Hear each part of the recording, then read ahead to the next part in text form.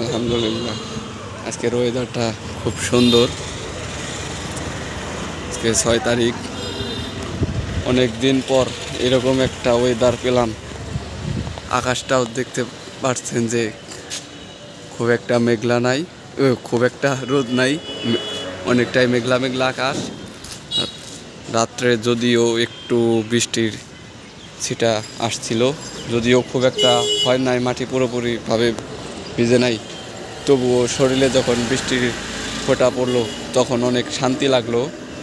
আজকে সকাল থেকেই তাপমাত্রাটা খুব কম, রৌদ্রের দেখা পাওয়া যাচ্ছে না, হঠাৎ মাঝে মাঝে একটু একটু।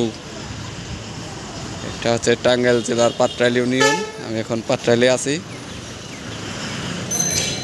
খুব স্বস্তির সময় কাটবে হয়তো আজকে সারাটা দিন,